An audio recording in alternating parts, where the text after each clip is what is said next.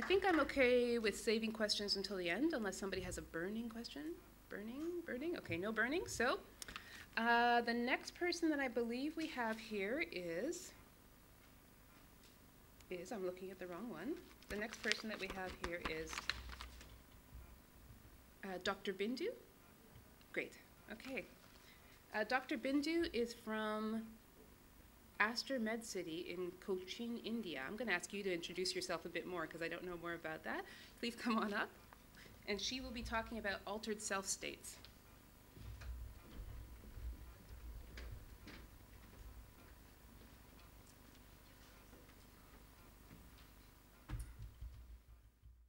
Good afternoon. I am, as you can see, Dr. Bindu Menon. I am from India. Cochin is in the south of India, and it's a beautiful place.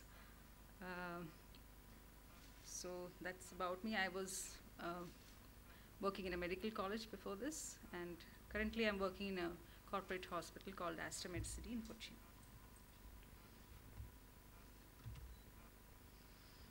Now, this is sort of a very interesting topic and a very confusing one for most people, because we tend to get lost in a maze of theories. When you talk about the self, you have different schools of thought coming in about what is the self, right from religion to philosophy to psychology to psychiatry. A whole lot of people join the bandwagon, and it's really very confusing. So you have different theories and seemingly incompatible notions about whether there's a ghost in the machine or the machine creates the ghost. Let me be very clear at the outset that my topic is not that ambitious. I'm not intending to encompass a whole wide variety of theories about the self. What I'm doing here is I'm defining self in a very narrow manner from the neuroscience point of view. Specifically, I'm going to talk about how, that's not my topic actually, when I define self, I'm defining self in the way in which, as a way in which the brain creates and experiences the feeling of being me. This experiences the self. And what are the alterations in this state of experiencing the self are what are going to be discussed, and whether there is a common thread underlying the whole thing. So this is something like what I said earlier. This is like when you try to define what the self is, what consciousness is. This is what happens. The 6 blind men of the same place that I come from, Hindustan, where one person said it is like a wall, the other person says it's like a tree trunk, somebody says rope, so you have a diverse theories about what this is. But that's, again, not my topic. But I would just like to make it clear as to what I mean when I say self. Self means an innate sense of being me, I. When you wake up in the morning, yeah, I have woken up in the morning. It comprises of the following that one takes for granted when one says I.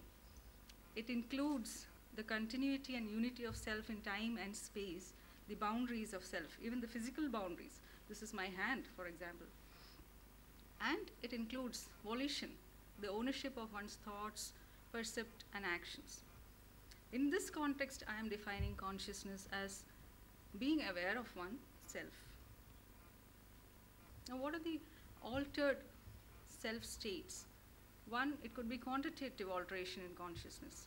That is where you do not realize that you are conscious. For example, it could be in sleep or coma, or in different stages of anesthesia. A lot of research on anesthesia have actually helped to find out what exactly happens. For example, there are drugs which can cause something which are called altered states of consciousness. It can lead to hallucinations or a feeling of dissociative anesthesia, especially ketamine-like drugs. Qualitative alterations. Here I am including drug-induced states like, for example, LSD, or even anesthetic drugs like dissociative anesthetic drugs like ketamine. Out-of-body experiences, phantom body parts, and I'm also including neglect syndromes because it relates to the boundaries of yourself and what belongs to you and what doesn't belong to you. For example, a person with a neurological deficit says sometimes that there's a condition called hemi-neglect where the person says, this part of my body does not belong to me. He refuses to shave that side. He does not acknowledge that this is his part of the body. So there is something gone wrong with his sense of boundary. where his body ends and where it begins. So that's why I'm including neglect syndromes in this. Psychosis and first-rank symptoms also. Lately, there has been this realization that perhaps it has to do something. It has something to do with the self, the feeling of ego. For example, we all know that in schizophrenia, what happens is there is this feeling of loss of ego boundaries, which can happen even in mystic states. But here, it is a frightening feeling of a loss of ego boundaries, where you have a whole lot of people coming in and reading your mind, or your mind is no longer your own. Your thoughts are broadcast. You don't know what is yours and what is not yours. There's a sense of feeling that you are not, there is no sense of privacy anymore. So that is very frightening. Whereas in mystic experiences, this feeling of what is called as oceanic boundlessness is actually a very exhilarating feeling. It's actually a feeling of being, am I not clear? It is a feeling that, it's actually described as a wonderful feeling where you have, you feel that you are one with the universe. This is what has been described in certain dissociative states and mystic states. Yeah, the next one is dissociative and depersonalization. These states also belong, these states are also probably something to do with altered sense of self. And like I mentioned earlier, mystic states and deep meditative states where the person goes into a trance. There have been studies on meditative, especially mindfulness meditation. Researchers have done studies on these people. And the same set of neural substrates seem to be recurring in all these themes. Then other altered sense self states like alteration, ownership, like this is my spouse. For example, in Capgras or Frigoli delusions, what you have is this person is, a known person is identified or not recognized and said to be an imposter. So you don't feel that sense of this is mine, or this person belongs to me, or I am related to this person. So that kind of sense of, it's also related to the sense of self, though it may not actually be. Then as in passivity or in delusions of control, again we have this loss of sense of agency. It is not my thought, it is not my will. I am being forced to do it, or I am being worked upon by some external agency, and then I am made to do things. I am not talking about a very interesting alteration of self, that is an alteration of the narrative self or sense of identity. That, as in depression, you are perceiving yourself as there is a different narrative that you're talking about. Now, the question is, these are all altered states of self. Could there be a common thread, is what I was trying to review through a number of, I put together different articles from anesthesia, from neuroscience, from psychology, from various other sources, and I was trying to find if there is, though it has not been identified as such, perhaps there is a common thread. And what I found was recurring in all these altered self states is the default mode network. More about this now. What is the default mode network? It is an area in the brain which is paradoxically active when the person is in a resting state. That means we have been studying people when they are asked to perform a task, and you do a PET scan or a SPECT scan, and you see certain areas of the brain lighting up. Now, when the person is just lying there in the scan and thinking of nothing, paradoxically, the other areas, this is the area which seems to be very active at the time. So, and these include, anatomically, these include the ventral medial, ventromedial, the midline structures of the brain in short, especially the median part of the midline structures. Ventral, medial, prefrontal cortex, largely frontal cortex, and also the hippocampal formation and the insula. And interestingly, these are the areas where, these are the multimodal association areas. That means these are the areas that actually make sense of what you perceive, what you think, what happens to you from the external environment. So again, that could be a pointer to this. This is what the default mode network anatomy is said to be like. Now, there is a lot of evidence to say that the DMN, is a key component for the experience of self.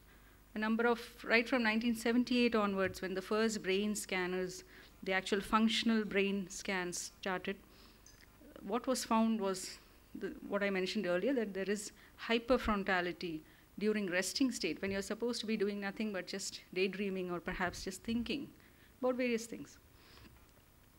And there has been, this was the initial scan with oxygen, radioactive oxygen labeled, xenon labeled oxygen.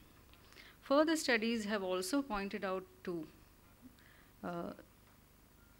have also said that perhaps higher psychological processes of the brain could be, the default mode network could be involved in the higher psychological processes like metacognition, thinking about, perhaps self-referential thought. Naturally, there has been referral to schizophrenia, autism, theory of mind, even ethical dilemmas. So it seems that whatever makes us quintessentially human seems to be in the default mode network. So what does the default mode network do? These are all hypotheses. Naturally, we haven't been able to prove. It's very difficult to study a brain when it is functioning. And we just have crude methods of identifying what is happening when the brain is functioning, even now. So it is hypothesized that DMN supports internal mentation, introspection, if you can call it. It constructs simulations. For example, tomorrow I have to go somewhere, and I have a previous experience of going there. Taking the Greek metro, for instance, was something of a challenge to me.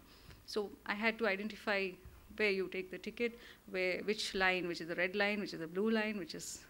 So now I have done this once. Now I'm sitting in my room, and I'm thinking that, okay, tomorrow when I do this, this is how I will be going through. I will not make the same mistakes again. So it's a kind of mental simulation. And that part of the brain, the part of the brain that takes part in this, is probably my default mode network. It is perhaps involved in your autobiographical memory, because continuity of memory is also an important part of yourself. What you were yesterday as a child, you are still the same person. At least internally, you feel that there is a sense of continuity because of your memories that are linked together. Theory of mind is another thing that is attributed to the default network, forming ethical judgments, like whether you would push someone off the subway if you were to save somebody else's life. For example, there is this poser always in certain, there have been studies about this. Then a kind of sentinel-like activity, kind of monitoring the environment for sort of interesting things happening out there, when you're not really vigilant, but you're just monitoring the entire external environment. So this is what the DMN is supposed to do, and it seems to be very close to what the self is supposed to be. And the altered self states, if you look at them, all of them have common themes. And some of the themes are what I mentioned before, this feeling of dissolution of the ego, either in a frightening sense or in a sense of a kind of ecstatic kind of feeling. Then there are states like depersonalization or derealization, experiencing the body from a different vantage point of view, like out-of-body experiences, or perhaps even near-death experiences could be related to the temporoparietal junction abnormalities. Again, altered external reality, as in delusional mood. In schizophrenia, for example, you feel things are altered around you.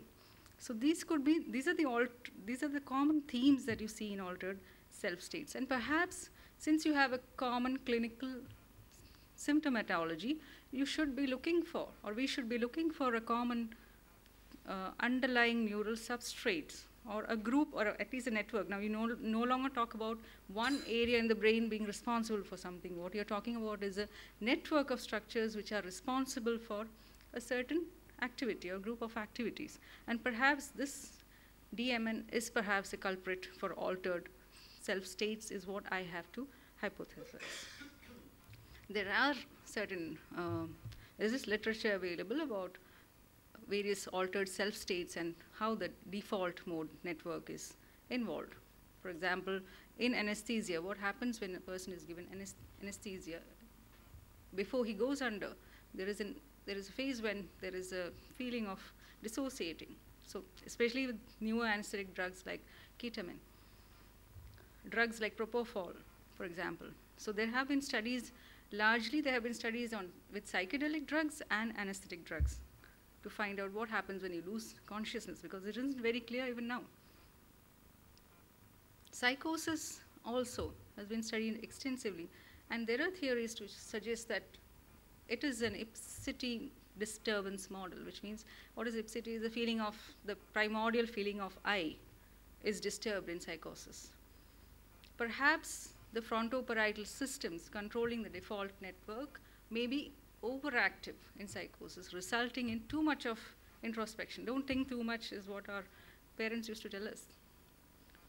You'll disturb yourself if you think too much. Perhaps there are people born with brains which think too much and look inward so much that they are not aware of what the external reality is. Instead, the internal stimulation becomes more important. Perhaps it is that. Again, these are all hypotheses, to be wrong. These are the other states where the default mode network could be implicated, like as in trance states, fugue, dissociative amnesia. You lose your autobiographical continuity. You do not know who you are. Possession disorders, you change your identity. To some extent, even dissociative identity disorders could be, because the one condition where you haven't been able to really pinpoint a neural substrate is in dissociative disorders, even now in psychiatry. Drug-induced states I have already mentioned. Depersonalization, mystic states, out of body, and perhaps near-death experiences. But again, this is a very controversial area because nobody wants to believe this, that this is a kind of imagination of your brain and not the real thing. You know, you're not gone to heaven and come back, but actually your brain doing things to you. Or even in mystic states, for the example, it would be very controversial to say that you're not really reaching nirvana or something, but your brain is doing these things and creating that sense of feeling of dissolution of ego boundary. What are the implications of the default mode network and altered sense self states being related? Many conditions with common pathology, common clinical symptoms could be actually studied from a different perspective, and more research could be put into these kind of including psychosis, including autism, including conditions like depersonalization or dissociative states. So all these conditions seem to have something in common, and this is what perhaps could be in common. And for this first time, we would know what the hard question of philosophy is, whether there is a ghost in the machine or whether the machine creates the ghost. Thank you very much.